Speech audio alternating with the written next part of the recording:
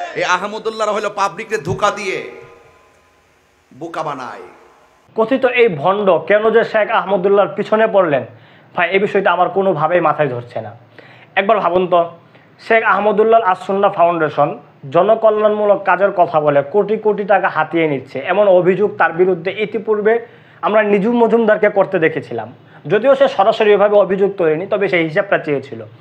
বর্তমান সময়ে এসে এই কথিত ভণ্ড মানে তাহিরি, গিয়াসউদ্দিন তাহিরি কেন এর পিছনে লাগলেন আমি বুঝতেছি না।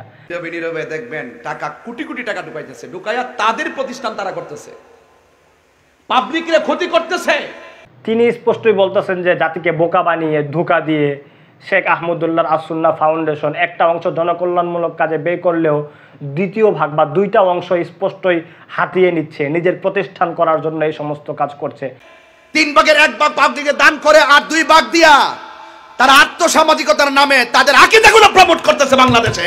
আমার প্রশ্ন হলো ভাই, ওয়াজ মাহফিলের মতন একটি পবিত্র মঞ্চে আপনি এই সমস্ত অভিযোগ তুলছেন শুধুমাত্র ধারণার উপর ভিত্তি করে, আপনার কাছে কি কোনো ধরনের প্রমাণ ছিল তিনি বা আস-সুন্নাহ ফাউন্ডেশন কোটি কোটি টাকা হাতিয়ে নিচ্ছে, অথবা একটা অংশ জনকল্যাণমূলক কাজে ব্যয় করবার পর বাকি 2টা অংশ দিয়ে তিনি তার মাদ্রাসা করছেন, অথবা আহলে হাদিস এর মতাদর্শ প্রমোট করছেন, এ জাতীয় কথাবার্তার কোনো ভিত্তি কি আপনার কাছে ছিল?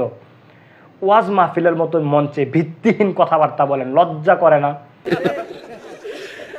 বাজান একটু মাঝে মাঝে একটু এই তথাকথিত আহলে হাদিস আর ওই সমস্ত কাজ্জাব দাজ্জালগুলো, ওই সমস্ত আহলে হাদিস লামাযাবিরা শেখ আহমদুল্লাহর মতন লোককে আপনি আহলে হাদিস বলছেন।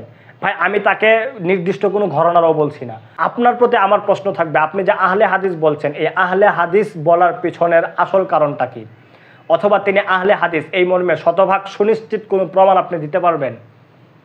2-1টা মাসালাকে কেন্দ্র করে আহলে হাদিস কাউকে ট্যাগ দেওয়াটা আমার মনে হয় উচিত না।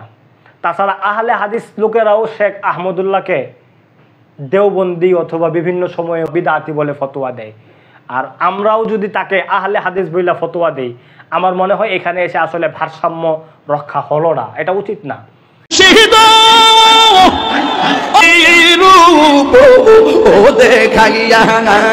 শেষমেশ এই গিয়াসউদ্দিন তাহিরিকে লক্ষ্য করে আমি একটা কথা বলতে চাই।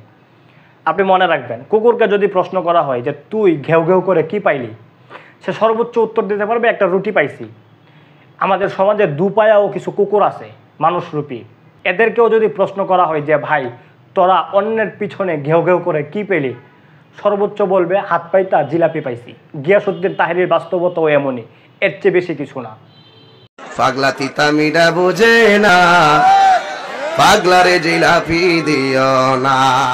এছাড়া দিনের নামে, দিনে ইসলামের নামে অথবা রসুলের শান গাওয়ার নামে এই সমস্ত কথিত ভণ্ড জিলাপিখোরদের হাকিকত ও বাস্তবতা আমাদের কারো কাছে অজানা নয়। এদের কাজই তো নাচানাচি করা, পাগলামি করা।